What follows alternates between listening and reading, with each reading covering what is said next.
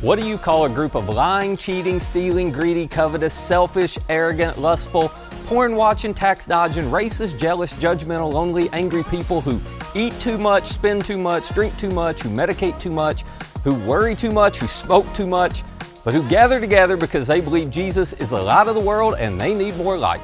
Well, you call them the church. Hope you feel right at home now. Speaking of that, welcome to Journey at Home, where our goal is to create content that inspires you to follow Jesus and helps you live a better life. I am Matt, and if you're not really a church person or you're watching today because you're curious about who we are, well, I guess now you know, right? Maybe better than most of us. But today we're beginning a new 3-episode series where we're going to talk about the hope available to all of us. This series is called Amazing, Discovering the Grace That's Personal. So hit that like and subscribe button so you don't miss any of the content, and let's jump right in. I don't want you to misunderstand that list that I started with. While all of us who follow Jesus are guilty of at least one thing on the list, and most of us probably more, we aren't proud of those behaviors, and we are trying to cooperate with what God's doing in us so that we don't keep engaging in those behaviors. But there are no illusions that we are perfect people. I mean, we don't play that game around here. We aren't perfect. We don't even agree on everything. Matter of fact, we don't agree on a lot of things, but there are two things we do agree on. We agree, one, that Jesus died and rose again to pay the penalty for our sins and to free us from the power of sin. So we believe God offers us forgiveness for all the things on that list, and He's going to free us from all those destructive behaviors. That's great news. And then two, we agree that we have a responsibility to give to others, even when they don't deserve it, what God has given to us, because, well, we didn't deserve it when He gave it to us. And that thing that I'm talking about, that thing that God has given us all, it is grace. Now, I realize what I'm about to say is a bit naive, okay? But because of grace, I don't know why everybody wouldn't want Christianity to be true. Maybe not the version of Christianity that you grew up around or the version that caused your parents to walk away from church. Maybe it's not the version that wasn't open to your questions, that had no good answers to them anyway. But I don't know why everybody wouldn't want the original version, the version that Jesus introduced to the world. I don't know why everybody wouldn't want that to be true, because grace is at the core of Christianity. And who doesn't want grace? Let me define it for you. Grace is the unearned, undeserved, unconditional love of God. It is getting precisely what you don't deserve. It's someone leaning in when they ought to lean away. It's someone extending forgiveness when they ought to pursue payback. It's what allows people who aren't like each other to actually like each other. And it's something that you can only experience within relationships, which, by the way, is why Jesus came to earth. God knew for us to experience grace personally, He had to demonstrate it relationally. And that's exactly what Jesus did during His time here on earth. He offered grace to people constantly. Now, you might think that everybody would love someone who's full of grace, but that was not true, because grace exposes what's happening inside of you, doesn't it? Let me show you what I mean.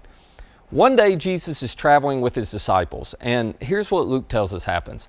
He said Jesus entered Jericho, the town of Jericho, and He was passing through, and a man was here by the name of Zacchaeus. He was a chief tax collector, and he was wealthy. And he was wealthy precisely because he was a chief tax collector. Zacchaeus was a Jewish man who had paid Rome for the right to collect Roman taxes from his fellow Jewish countrymen. And then Zacchaeus had hired all these tax collectors under him. They were stationed at all the port cities, all the crossroads where the commerce happened. And these guys would funnel the money up to Zacchaeus, who passed it along to Rome. But Rome didn't care how much of an upcharge Zacchaeus and his crew put on the taxes. They just wanted their part. So since whoever had the power got to make the rules, Zacchaeus tacked a hefty handling fee onto all the taxes, and he pocketed all that money.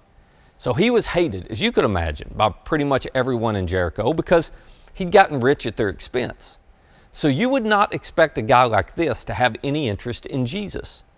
But Luke tells us that he wanted to see who Jesus was, but because he was short, he couldn't see over the crowd. So as Jesus is coming through the town, he shows up to get a glimpse of this guy everybody's talking about, but he's a little, what shall we say, vertically challenged, all right? So this is where that famous Vacation Bible School song was inspired. If you went as a kid, you probably heard. Luke tells us he ran ahead, he climbed a sycamore tree to see Jesus, since Jesus was coming that way. And then when Jesus reached the spot, he looked up and he said to him, Zacchaeus, come down immediately. Can you imagine what must have gone through Zacchaeus' mind? I mean, this is way more than he was bargaining for. He's probably in this moment expecting to get called out in front of the whole town for everything he'd been doing, the way he'd been stealing.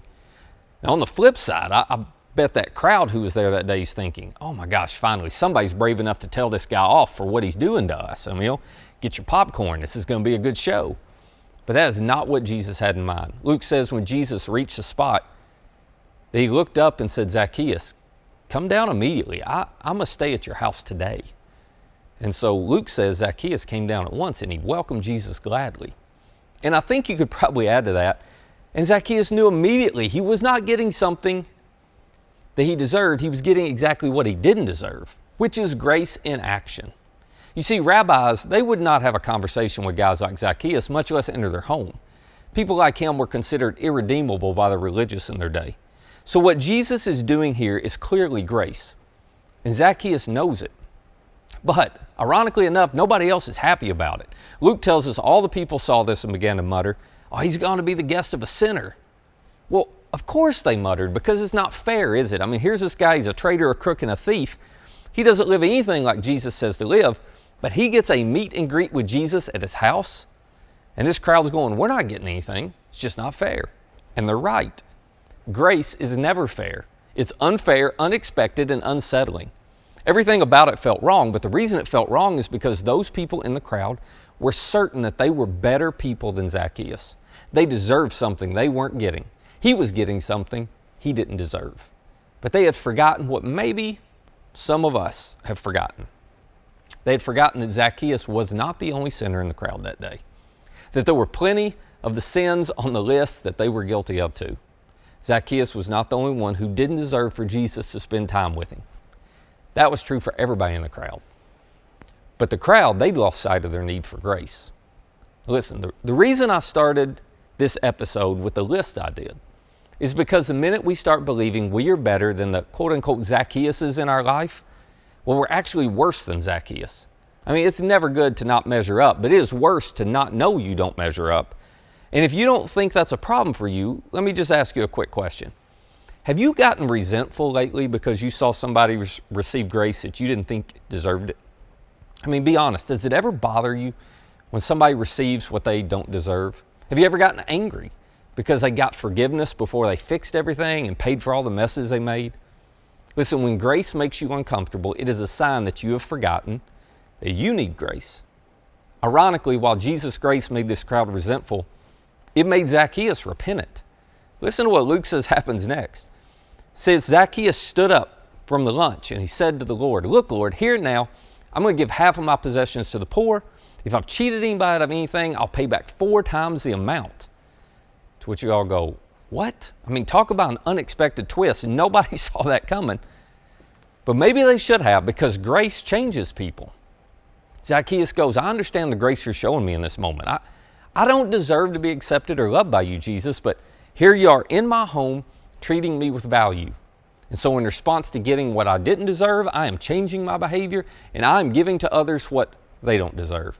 I'm doing more than just making things right. I'm giving extravagantly because you have given forgiveness extravagantly to me.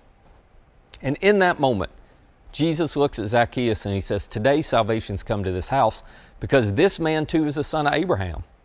For the Son of Man, talking about himself, Jesus is, for the Son of Man came to seek and to save the lost. In other words, Jesus goes, I am here to show grace to people who know they don't deserve it and who no one thinks could ever get it because they are the ones ready for it. Now don't miss that. People who know they don't deserve grace are the only ones eligible to receive it. See, you can't deserve grace any more than you can plan your own surprise birthday party. It doesn't work, right? The minute you think you deserve grace, you lose it. It's impossible to get because by definition, grace is unearned, undeserved, and an unconditional love of God. So do you recognize that you need grace just as much as the person next to you? Are you extending grace to all the people around you because God's extended that kind of grace to you? Listen, do not fall into the trap of believing that you're better than some people, that you deserve the grace that God's showing you, because the minute that pride creeps in, you lose grace.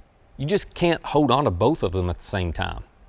Now that's actually really good news because it means your behavior, my behavior, it is not a limit to God's grace. All the regrets, all the pain that you've created, they don't disqualify you from God's grace. All the sin, all your mistakes, they don't put you outside the reach of God's grace. No, there's grace for all of that because Jesus died for all those sins. The only limit to God's grace is your lack of humility. It is your unwillingness, my unwillingness to admit that we don't deserve it and we can't earn it, but we need it. So do not let pride keep you from what you most want, the unearned, undeserved, unconditional love of God. Admit you need it, and God promises to give it freely to you.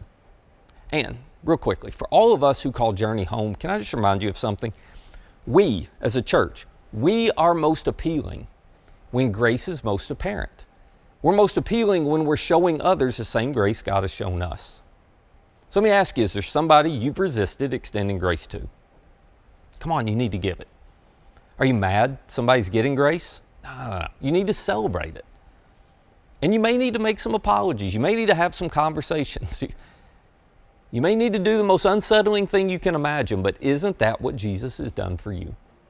He became personal to you by giving you grace just when you least deserved it. Let me remind you, Jesus did not come down here and take sides. He came alongside and he offered grace to everyone on all sides because he wants to be personal to each of us. So to do anything less as a follower of Jesus, well, honestly, that's just hypocritical on our part. Let's be people who are known first and foremost for the grace we show, because Jesus offers it freely to everybody that we know. And it is simply amazing.